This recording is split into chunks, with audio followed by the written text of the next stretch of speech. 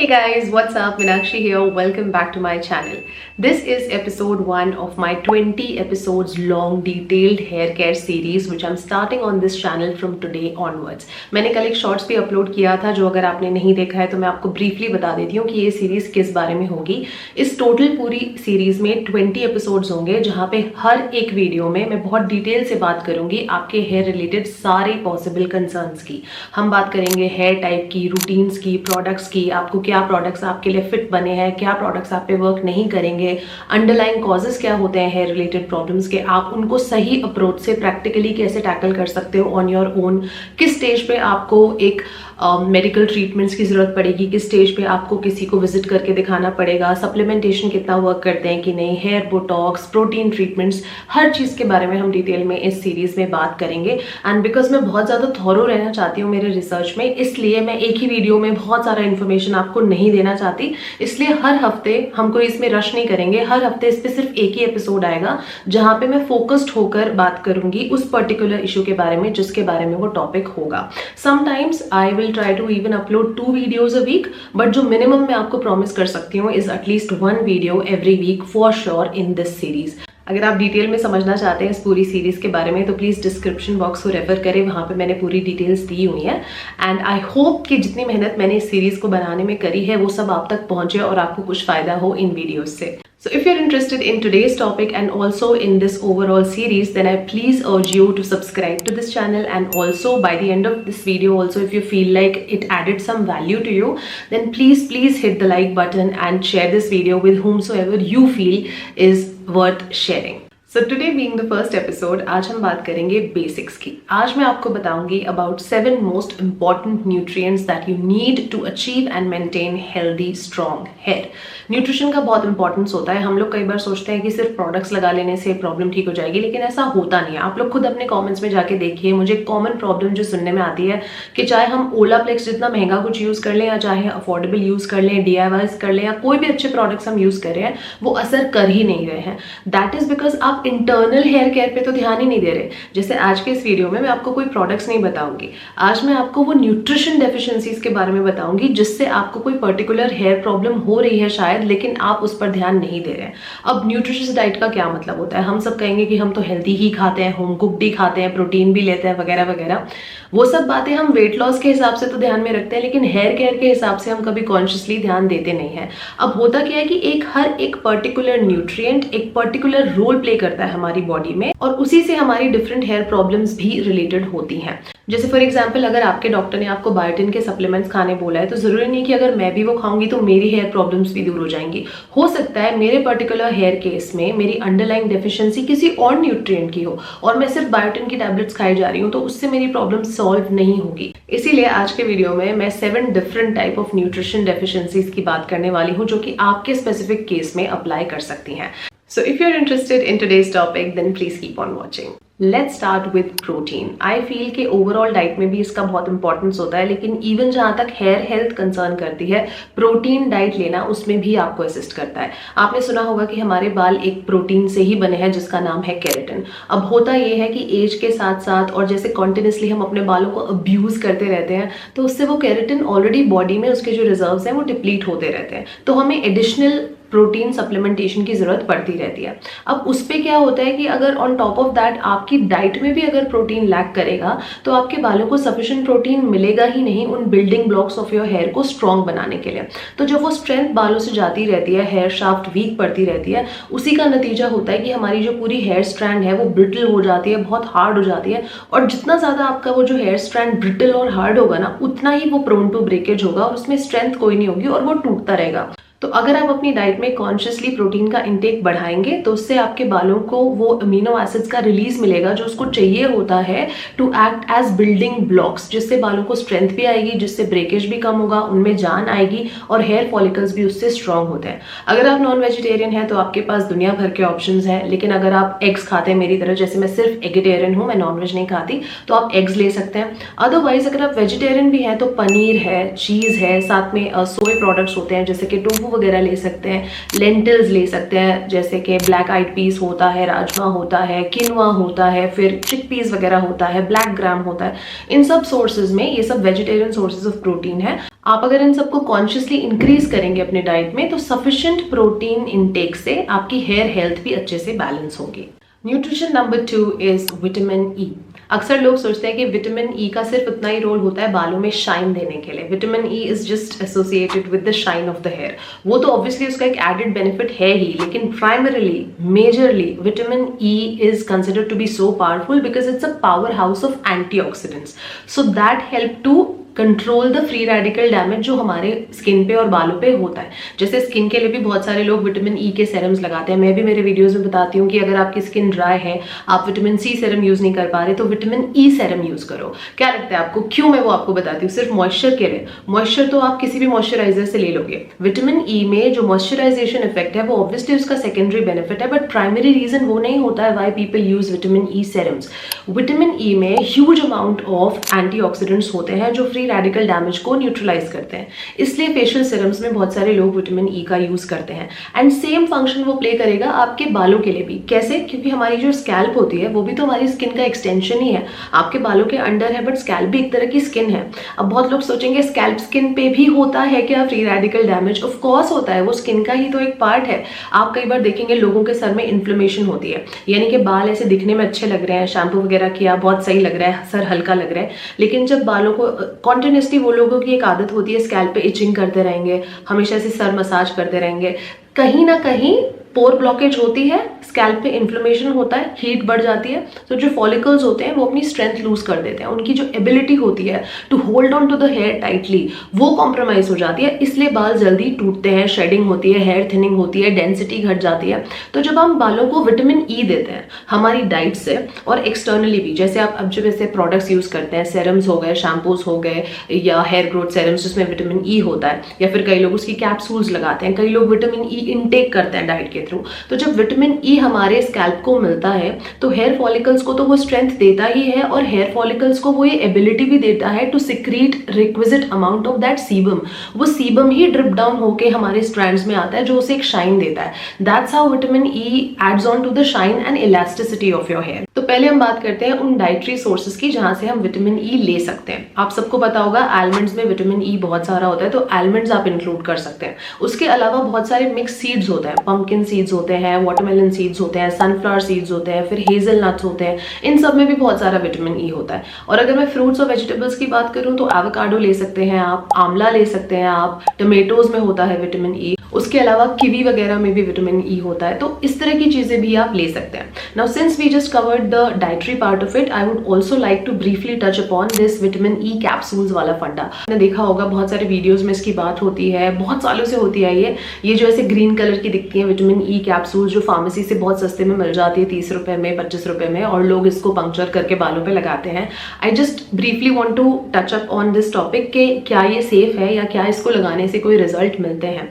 सबसे पहली चीज, सेफ्टी के हिसाब से अगर आप पूछ रहे हैं तो येस इट इज 100% सेफ, आप इन कैप्सूल्स को बालों पे लगा सकते हैं।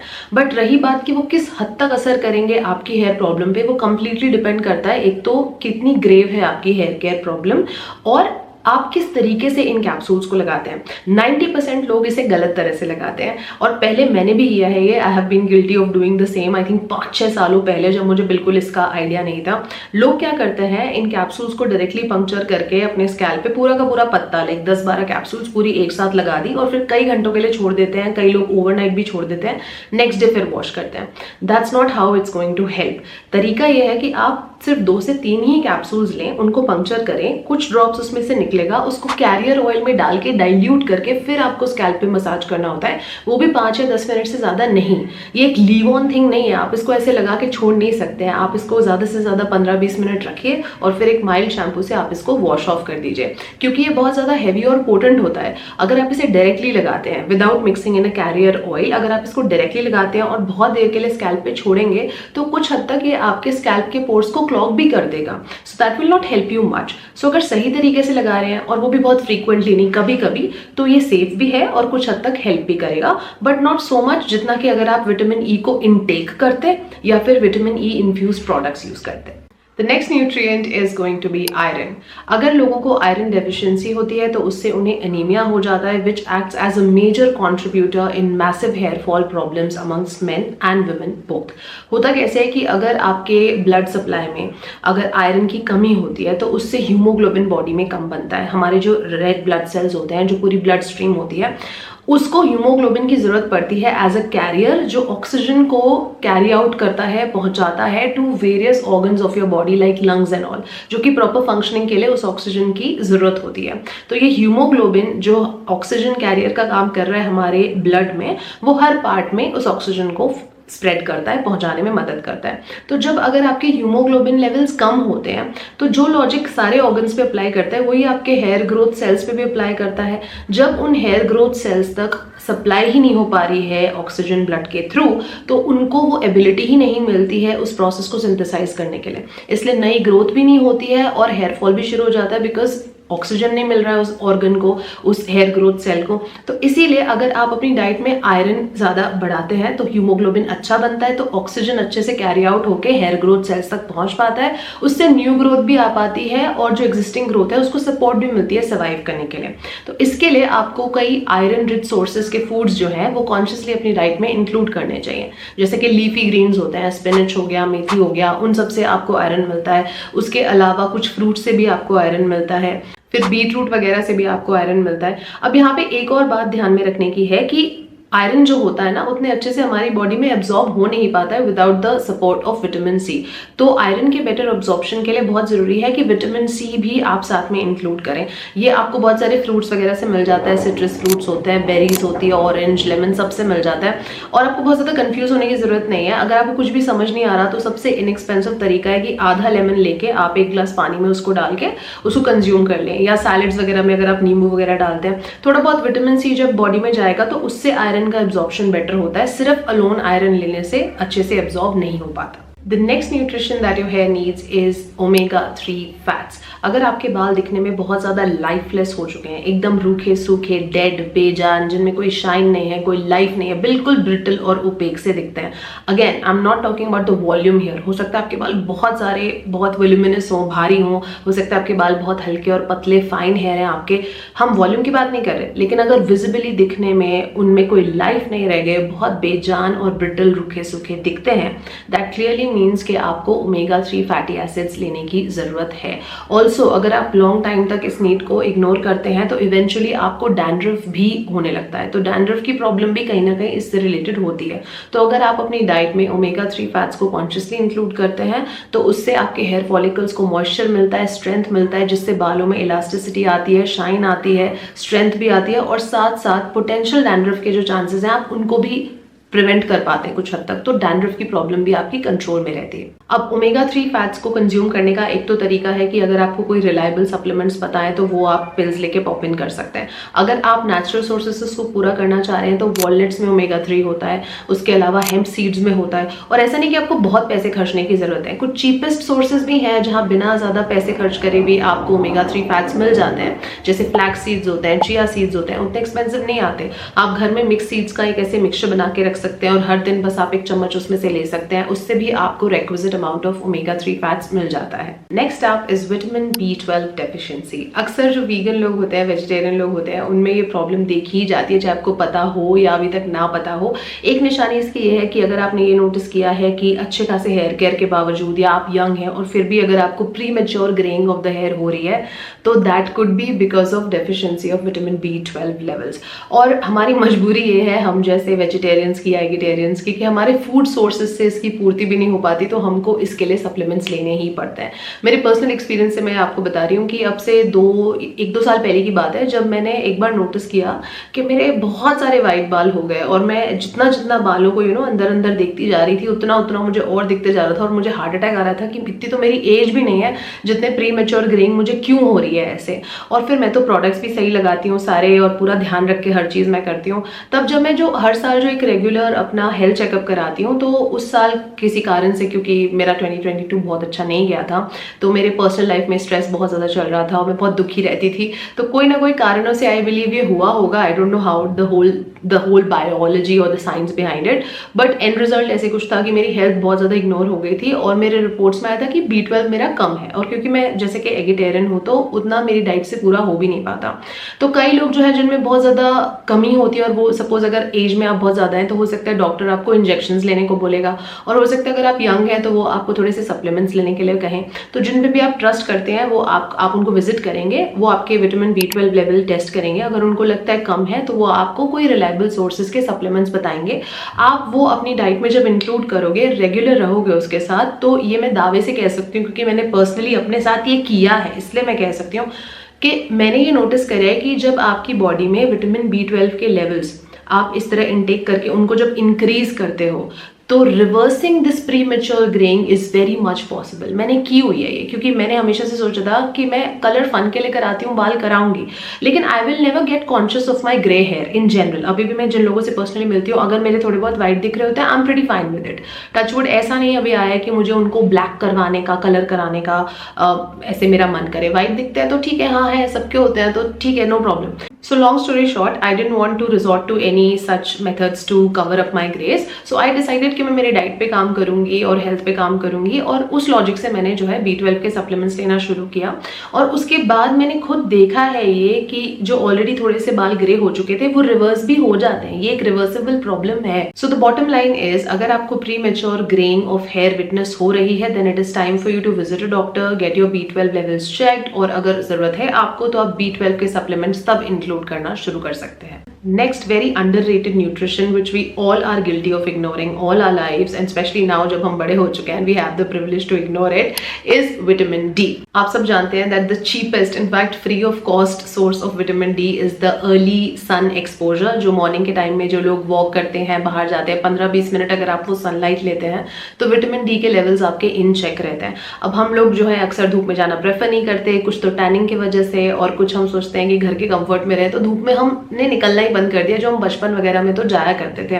तो विटामिन D के लेवल्स अगर हमारे इन चेक रहते हैं तो वैसे भी हमारे जो बोन्स और दूसरे बॉडी रिलेटेड इश्यूज होते हैं वो भी सही रहते हैं, ओवरऑल हेल्थ भी अच्छी रहती है, एंड ऑल्सो उससे आपके बालों की हेल्थ भी इफेक्ट होती है। मैं आपको एक बात बताती हूँ, सपोज अगर आपके बाल अभी रेस्टिंग फेज में है कंप्लीटली, आपको ऐसे लग रहा है आप सब अच्छा कर रहे हैं but zero growth you are experiencing, like बालों की ग्रोथ ही नहीं बढ़ रही है, वो एक परमानेंट ऐसे स्टैग्नेंट हो गई है ग्रोथ, तो डेफिनेटली आपको विटामिन D की डेफिशिएंसी हो सकती है, जिसका सिंपल सा ये इलाज है कि हर दिन कॉन्शियसली आप 15 से 20 मिनट अर्ली सन रेज का एक्सपोजर लें, अपने बालों को दें। विटामिन D के लेवल्स जैसे बॉडी में धीरे धीरे बढ़ते रहेंगे तो हेयर आपके अपने आप ही इस रेस्टिंग फेज से मूव ऑन होकर ग्रोथ फेज में आ जाएंगे और आपके प्रोडक्ट्स भी बेटर असर करेंगे। अब बारी आती है उस न्यूट्रिशन की जिसका इतना ज्यादा हाइप है इंटरनेट पे, जो सबका फेवरेट है, जो कि आपको इंटरनेट पे हर जगह जिसकी भरमार मिल जाएगी, और वो है biotin. Everybody is like biotin खाओ, बायोटिन के टैबलेट्स ले लो, पाउडर ले लो, शेक्स ले लो, ऐसे प्रोडक्ट्स ले लो जिनमें बायोटिन होता है, उसके पिल्स है, गमीज है, मतलब biotin is the solution to all the hair problems. It does not work like that. मैं भी कभी कभी लेती हूँ बट ज़्यादा होप से नहीं लेती हूँ मैं, and I will tell you the science behind it. See, इसमें कोई शक नहीं है कि बायोटिन एक बहुत ही स्ट्रॉन्ग और पावरफुल हेयर ग्रोथ बूस्टर होता है, there is no two ways about it, but at the same time you have to be sensible to know that it is not a magic either. हर hair problem biotin से solve नहीं हो सकती है। Biotin की जरूरत सिर्फ उन्हीं लोगों को होती है जिनमें या तो बायोटिन की कमी होती है या जो एक प्रॉपर न्यूट्रिशियस डाइट नहीं लेते। हर हेयर प्रॉब्लम का इलाज बायोटिन नहीं होता है। For example, I will tell you an example, अगर आपका जो अंडरलाइंग कॉज है हेयर लॉस का, that is due to stress, तो बायोटिन कुछ नहीं कर सकता। अगर आपका cause behind hair fall is due to hormonal fluctuations, तो बायोटिन कुछ नहीं कर सकता। अगर आपको PCOS है, आपको थायराइड है, आपको DHT related hair loss problems हैं, तो इसमें बायोटिन कुछ नहीं कर सकता है। तो आप बायोटिन सिर्फ तब लें जब आपको किसी ने बोला है बायोटिन लेने के लिए, या फिर आप एज अ प्रिवेंटिव मेजर भी कभी कभी ले सकते हो, उसका नुकसान कोई नहीं है, बट ये गारंटी भी कोई नहीं है कि आपके पर्टिकुलर हेयर फॉल के केस में बायोटिन हेल्प करेगा या नहीं। All right, you guys, so that brings me to the end of this video. I hope you learned something out of this first episode of this hair care series. Please मुझे अपने comments के through आगे भी चल के आप बताते रहिएगा कि ये सीरीज आपको हेल्प कर भी रही है या नहीं। आई होप आपको आज का वीडियो अच्छा लगा। मैं आपसे बहुत जल्दी मिलूंगी अपने नेक्स्ट वीडियो में। तब तक के लिए please do take very good care of yourselves. I love you all and stay beautiful.